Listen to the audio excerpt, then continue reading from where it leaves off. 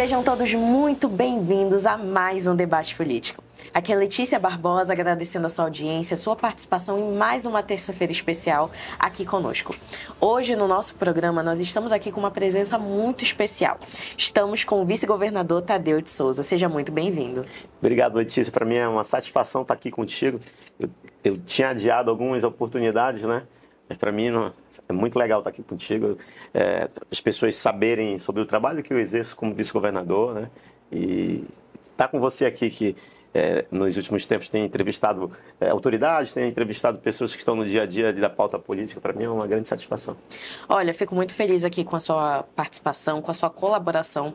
Nós sabemos que o debate político é um momento que a gente pode também aproximar personalidades, players políticos do nosso público e da nossa audiência.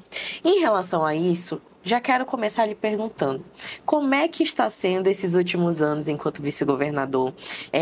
Nós acompanhamos, nós que trabalhamos com a pauta de política, nós acompanhamos bem de perto, e inclusive algumas das suas ações são publicadas, mas nós gostaríamos de saber do senhor, como é que vem sendo essa experiência, como é que o senhor poderia aí resumir os últimos anos do seu mandato?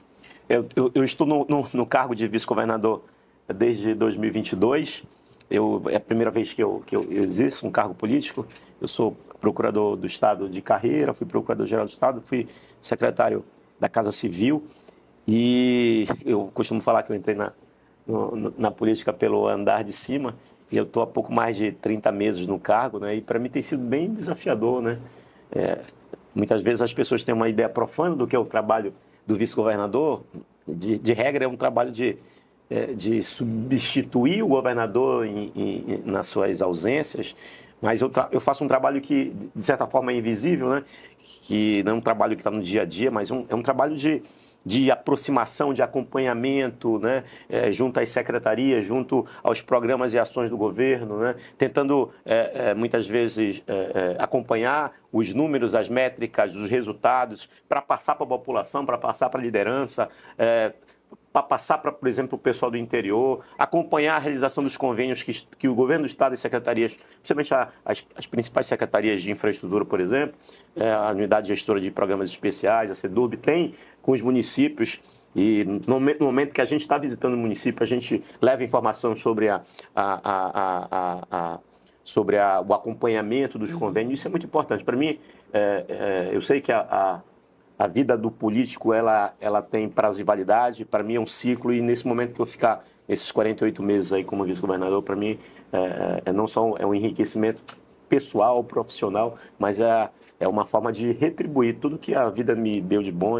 Eu vejo esse momento como um momento de muita entrega e de muita dedicação ao interesse público. Olha, em relação aos bastidores, o senhor é conhecido como um político, uma personalidade política bastante técnica.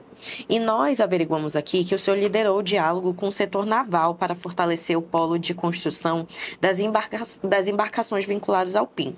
Com essas ações, como elas têm avançado e qual a expectativa que o senhor tem em relação a essa competitividade do setor?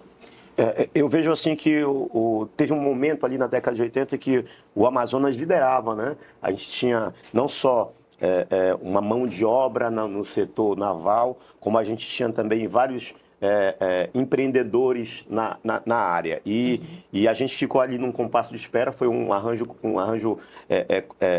econômico que acabou sendo desincentivado por falta de crédito, por não continuidade na formação de recursos humanos e a necessidade de fazer um interrelacionamento, uma articulação, uma cooperação com as entidades do governo federal, né? Entidades, inclusive, bancos internacionais, os bancos de créditos nacionais, no sentido de dar prioridade de fortalecimento, de disponibilizar crédito, no sentido de fortalecer, trazer empresas que têm uma atividade já avançada em outros estados, né? Rio de Janeiro é uma cidade onde o polo naval é muito desenvolvido, a gente tem ali em Santa Catarina, e eu acho que até pelo fato da gente ter os rios como nossas estradas, a gente é uma atividade econômica que precisa ser muito potencializada e tem um futuro muito promissor aqui no Amazonas. Perfeito. Olha, ultimamente nós estamos tendo uma discussão bem grande ainda sobre essa questão de transporte e tudo mais, em relação à BR-319. E nós gostaríamos de saber qual o seu posicionamento em relação à BR-319. A gente já vem nessa discussão da BR-319 há mais de 20 anos, né? Você vê que desde o governo do Lula, ali em 2022, passou o governo Lula 1, Lula 2, teve o governo Dilma 1, Dilma 2, teve Michel Temer, teve Bolsonaro, agora Lula 3, e a gente não tem uma solução sobre a BR-319. O estado do Amazonas, o perfil do Amazonas, o estado que mantém 97% da sua cobertura de ativo do seu bioma, é um estado que contribui muito com a prestação de serviços ecossistêmicos, principalmente para atividade produtora de commodities agrícolas no Centro-Oeste e em São Paulo, e muitas vezes dentro das decisões do governo federal a gente não é visto como prioridade. E eu acho que a BR-319 é exatamente um exemplo de como a gente não é visto como prioridade e como há uma necessidade da gente fazer uma remodelação. E certos assuntos, como, por exemplo, a BR-319, seria um tema que teria que ser tratado direto dentro do gabinete do presidente da República. Porque não é possível que um local onde a gente daqui até 2030, nós vamos ter no Amazonas quase 5 milhões de habitantes. E você imagina que a gente não tem ainda uma ligação terrestre, a gente depende do modal hidroviário, que muitas vezes é intermitente, né?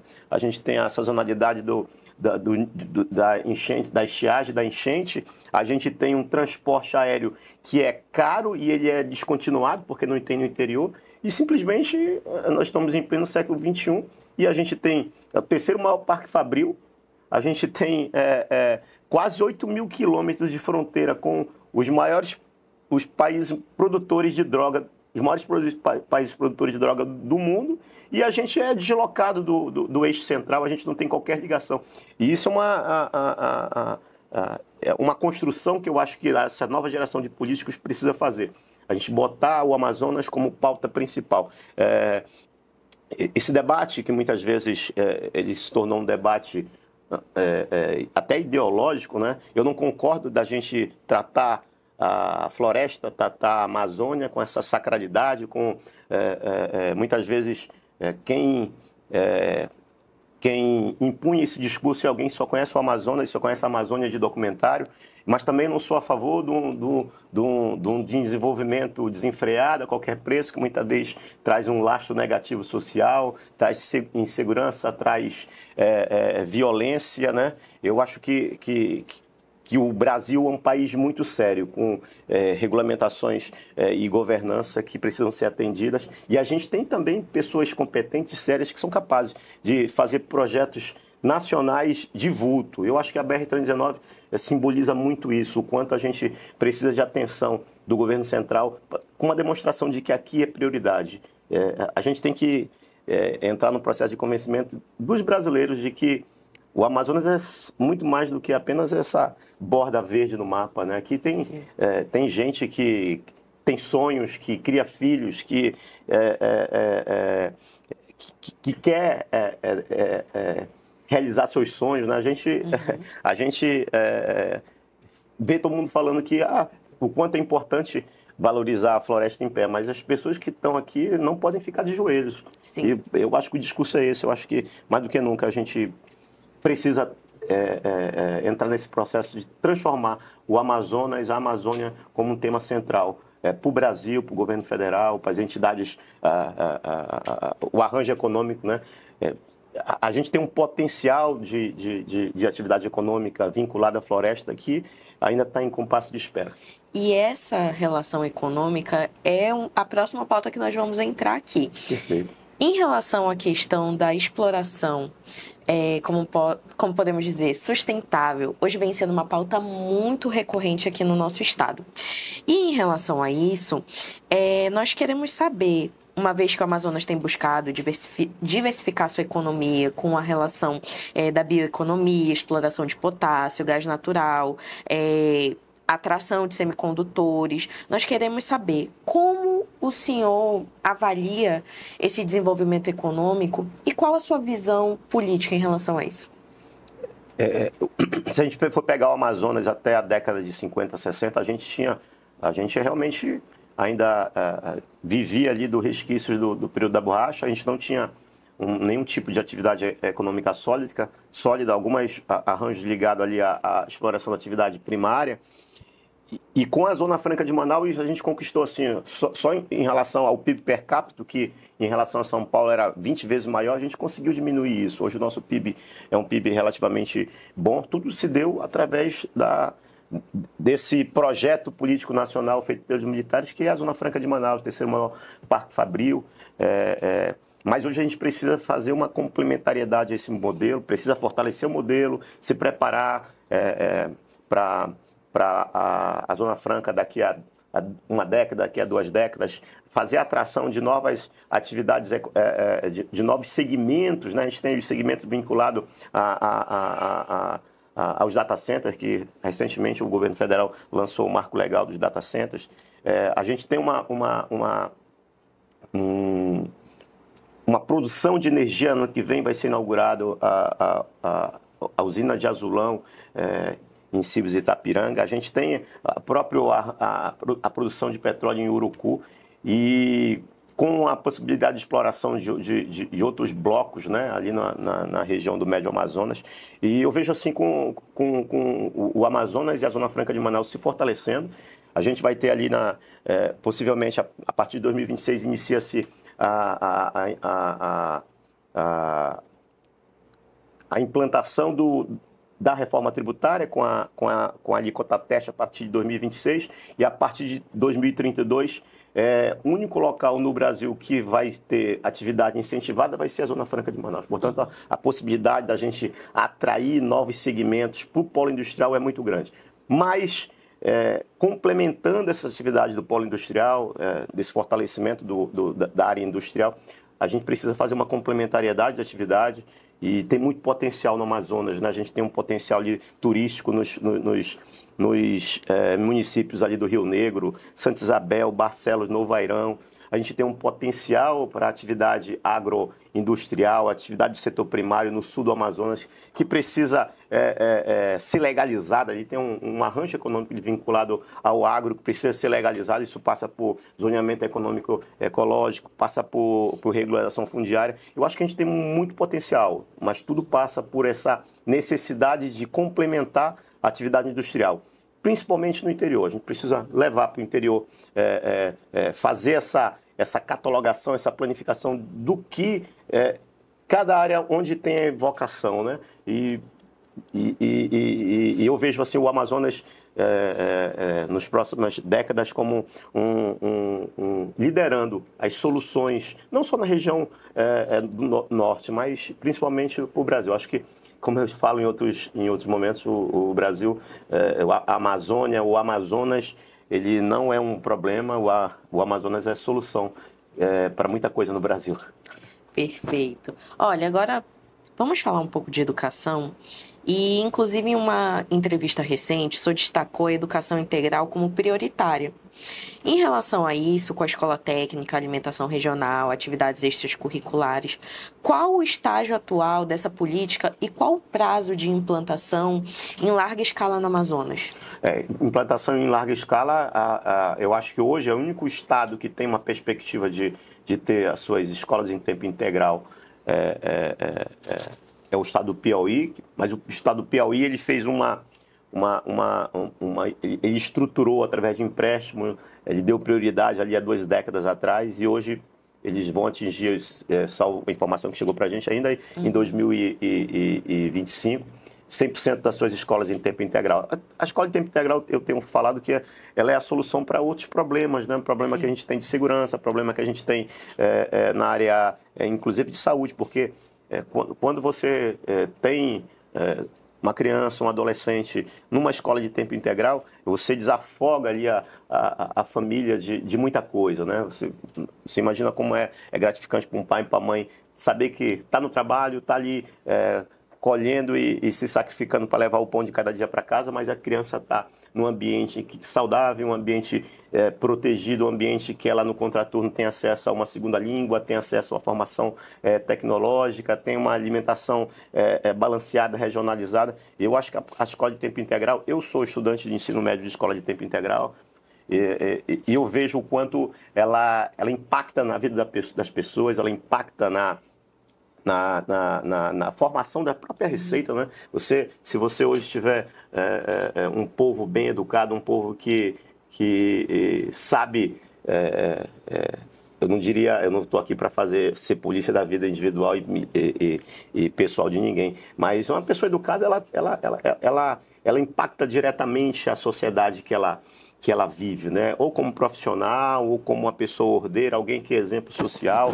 E eu acho que a educação, ela pode ser clichê, mas ela molda o futuro, ela muda a vida das pessoas, ela muda a cidade. E a gente vê o exemplo de países que são tidos de alta qualidade, desenvolvidos, ricos. O povo é muito... sempre o Estado deu prioridade. Veja os países asiáticos, o quanto eles evoluíram nas últimas décadas por conta dessa prioridade que se deu para o gasto público em educação. Nós sabemos que o governo do estado ainda tem algumas entregas a serem realizadas até o final do mandato. E nós gostaríamos de saber se existe algum projeto que está assim, com seu olhar especial até o final de 2026. Eu aposto muito nessa remodelação que está sendo realizada na saúde pública, né? Com adotar o modelo de telesaúde, adotar o modelo de levar serviços de imagem, serviços especializados através da telesaúde. Eu acho que isso impacta muito na eficiência do gasto público. Esse serviço que está sendo feito agora, essa remodelagem das organizações sociais de saúde, que foi feita recentemente agora no hospital da Zona Sul, no 28 de agosto, Dona Lidu, está sendo levado agora para o Hospital Platão Araújo. Possivelmente outras unidades de saúde também vão ser geridas por OS. Eu acho que o impacto é muito grande. Eu acho que há eficiência no gasto público, há uma satisfação no nível de serviço oferecido. E eu aposto muito que esse é o tipo de projeto que vai marcar esse período agora. Se você falou até 2026, eu acho que vai ser um grande legado deixado pela gestão. Perfeito. Agora nós também queremos saber em relação à Zona Franca de Manaus, que foi um ponto que o senhor atribuiu ali. O senhor é uma pessoa que tem um notório saber jurídico, né, procurador e tudo mais. E dentro dessa sua experiência e agora com a questão da gestão do executivo, como é que o senhor vê essa instabilidade que a Zona Franca, vez ou outra, segue vivendo? O setor econômico de desenvolvimento, ele se preocupa muito em relação a isso. Então, nós queremos saber como o governo estadual tem articulado a defesa do modelo junto ao Congresso. Vamos lá. Com a reforma tributária, a partir de agora, a partir de 2026, com a introdução da alíquota TERT, e em 2032, possivelmente, o único local no Brasil que haverá na área industrial incentivo vai ser na Zona Franca de Manaus. E eu acho que essa discussão que a gente tinha, hora por outra, briga por guerra fiscal, muitas vezes, o que aconteceu, por exemplo, durante o governo Bolsonaro, em que as alíquotas de importação foram zeradas e a gente passou a ter uma insegurança jurídica em relação a investimentos. Tivemos que ir ao Supremo Tribunal Federal para desconstituir os decretos que atribuíam alíquota zero em alguns produtos. E a partir de agora isso não vai ser mais necessário, porque o único local que no Brasil, a partir de 2032, que vai ter área incentivada para a produção industrial será na Zona Franca de Manaus, será no Amazonas. Portanto, eu vejo assim um período de muita estabilidade e um futuro muito promissor para o Amazonas. Como eu falei anteriormente, eu acho que vários segmentos industriais que têm vocação para a Zona Franca de Manaus, eles devem ser atraídos, eles serão instalados. Eu vejo o polo assim, hoje a gente está entrando ali pela primeira vez na casa dos 130 mil empregos diretos, né? Desde o ano passado, o faturamento chegou na casa dos 200 bilhões e eu vejo um futuro muito promissor para a Zona Franca de Manaus. Olha, essa prestação de contas diretamente do nosso vice-governador só aqui no debate político. Fico muito feliz, pela forma como nós atribuímos e soubemos um pouco mais, né, sobre as realizações e também sobre o seu olhar enquanto vice-governador. Mas agora nós vamos entrar numa parte que a nossa audiência gosta muito, que é um quadro muito conhecido aqui no debate político, que é o jogo das cartas. Que ao escolher uma carta, o senhor vai comentar um pouco sobre a personalidade que foi escolhida. Pode escolher a primeira. São quantas cartas? 3. Nossa, vamos lá. Primeiro que o senhor tirou. Alberto Neto. Temos aqui o deputado estadual Alberto Neto, que já se colocou como pré-candidato ao Senado. Qual a sua opinião em relação ao deputado? Deputado Alberto Neto, ele é alguém que veio da política ali nesse ambiente que muitos parlamentares conquistaram o mandato por conta do arranjo de insegurança que tinha no país, né? Ele era militar, fazia aquele trabalho justamente nas redes sociais de combater frontalmente a criminalidade. Eu acho que ganhou muito capital político com isso, ganhou... as pessoas conheceram ele através do trabalho que ele realizava.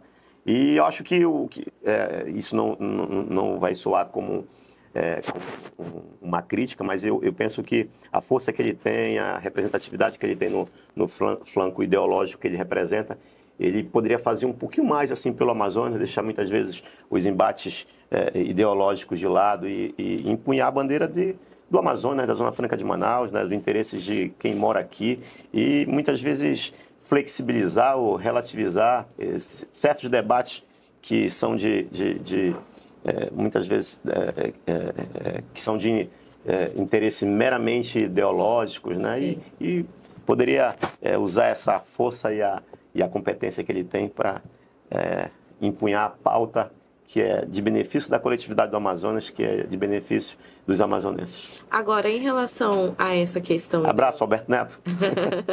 Em relação a essa questão ideológica como um todo, nós queremos saber. Hoje, pelo menos no Brasil e aqui no estado do Amazonas, nós vivemos uma polarização bem grande. Esquerda versus direita. Como é que você posiciona em relação a isso? Eu acho que o Brasil... Não só o Brasil, mas o mundo, e isso reflete até aqui no Amazonas, há um processo de esgotamento, né, dessa polarização, desses embates excessivos no campo ideológico. Eu sou alguém que, no auge dos meus 50 a mais, eu já tive a oportunidade de votar e aderir a certos pensamentos ideológicos, me frustrei com alguns, e hoje...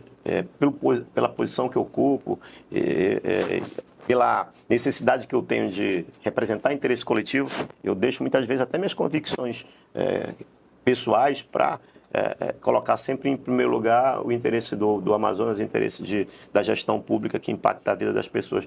Eu tenho o hábito, quando me perguntam assim, afinal de contas, tu é de direita, tu é de esquerda? Cara, eu sou católico, eu sou tão católico que eu fui coroinha, né?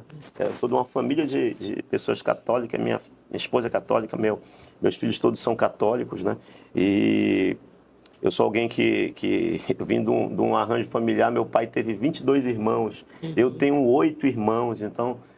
3 irmãs, né? Então, ninguém pode ser mais família do que eu, né? Então, eu me vejo com essa necessidade de me posicionar sempre empunhando a bandeira do Amazonas, sempre falando, independente da cor partidária, do flanco ideológico, eu estou aqui para servir o Amazonas. Se me perguntar qual é a minha bandeira é o Amazonas. A minha cor não é vermelha, não é azul e amarela, é verde. Perfeito. Mais uma? São 3. Nossa. Olha aí o Davi, rapaz. Davi Almeida, que inclusive o senhor e ele compõem uma aliança, né? Nós vemos essa participação a partir do momento que o senhor, inclusive, foi galgando, né, o seu cargo político público. Em relação a Davi Almeida, nós gostaríamos de saber como é que está a sua relação com o prefeito. A minha relação com o prefeito é muito boa, né?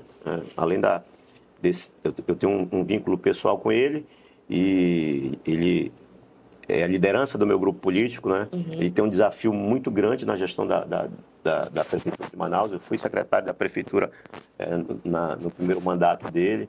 Ano passado, participei ativamente da reeleição dele na eleição de 2024, coordenei a campanha dele.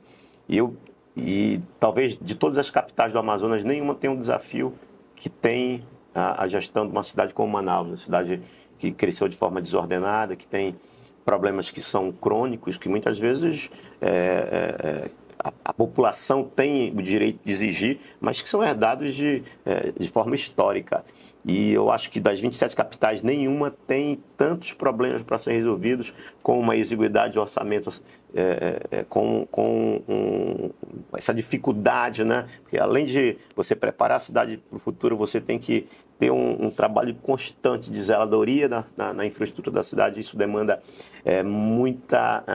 muito gasto, né? Sim. Você imagina a gente que vive num ambiente equatorial, que 6 meses do ano é de chuva, você tem que estar constantemente dando manutenção na infraestrutura. Isso é muito impactante no orçamento. Portanto, acho que o Davi é um cara muito preparado. Eu acho que ele tem essa capacidade de liderar a cidade, de formar a equipe. E a gente vê, por exemplo, na questão da infraestrutura, ele está há pouco mais de 4 anos e 6 meses agora no segundo mandato, e já fez muita coisa que impactou diretamente e mudou a cara da cidade. Nos bastidores estava reverberando uma informação de que o senhor estaria de saída do Avante para o PL em relação às eleições de 2026. Essa informação é verdadeira, é fake news? Não, vamos lá. Eu estou no Avante, sou presidente do Diretório Municipal do Avante, o Davi é o presidente do Diretório Estadual, e estive com o Davi nas eleições de 2018, ele participou na eleição por um partido e por um conjunto de outros partidos que estavam apoiando. Na eleição de 2024 também havia um conjunto de partidos apoiando, na eleição de 2020. Na eleição de 2024 havia uma outra estrutura partidária também apoiando ele. Então é natural que, na posição que eu tenho de liderança, como vice-governador, eu conversar com outros, fazer essa aproximação com outros partidos. Eu continuo no Avante e, eventualmente, eu sou procurado por lideranças nacionais, afinal de contas, muito por conta da eleição de 2026, nós temos dos 27 estados da federação 17 vice-governadores que têm a perspectiva de assumirem o governo por conta da desincompatibilização dos governadores reeleitos para concorrer ao Senado. Então, nessa perspectiva, hoje eu continuo no Avante, mas eu tenho conversado com outros partidos. Perfeito. Sua última carta.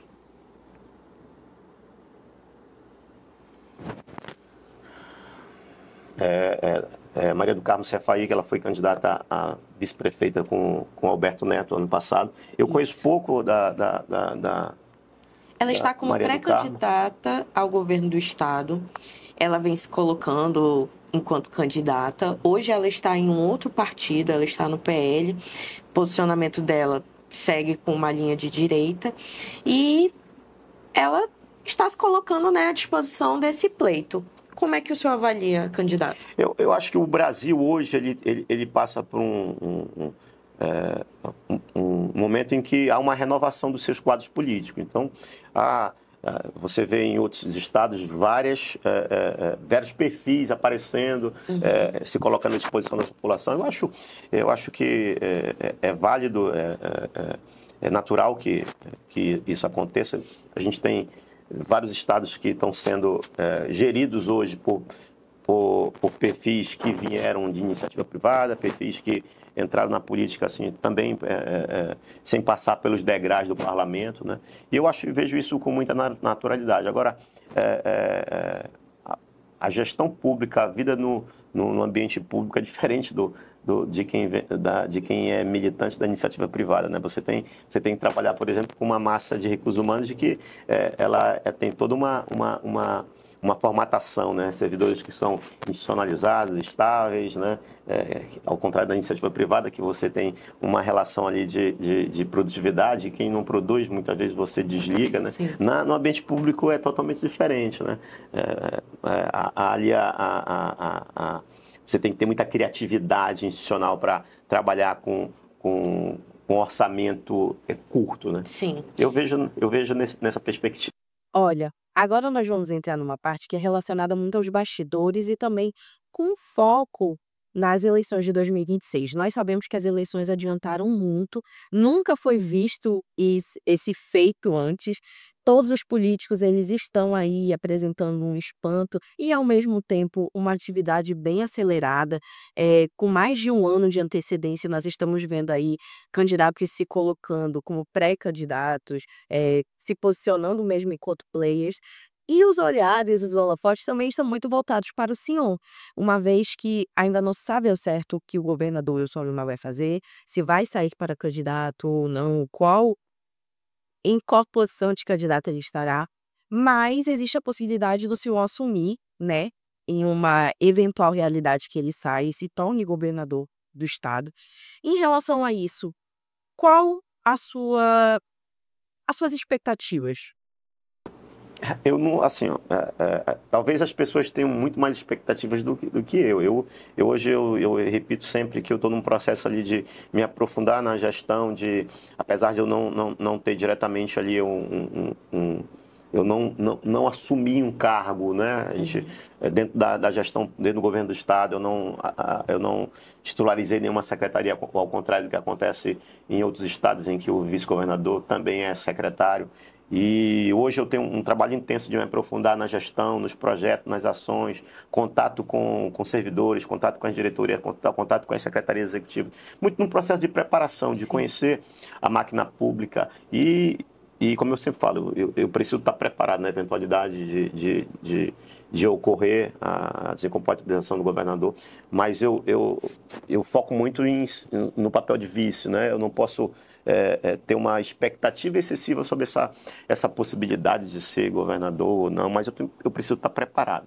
Eu tento me distanciar e me blindar em relação a esses movimentos, né? Eu acho que o meu grupo político, em 2026, independente de eu estar no cargo de governador ou não, participa ativamente da eleição de 2026. Afinal de contas, o meu grupo político hoje tem a gestão do maior município do estado do Amazonas, que é a cidade de Manaus, onde tem mais de 55% da população. Então, eu estarei, como membro de um grupo político, participando ativamente das eleições de 2026. Mas eu prefiro não gerar muita expectativa sobre onde eu estarei, se estarei como governador, se estarei como vice-governador. Enfim, o que eu me proponho hoje é me aprofundar e mergulhar assim, em conhecer a máquina pública por dentro, antever soluções, né? Soluções que muitas vezes são gerenciais, operacionais, e que, independente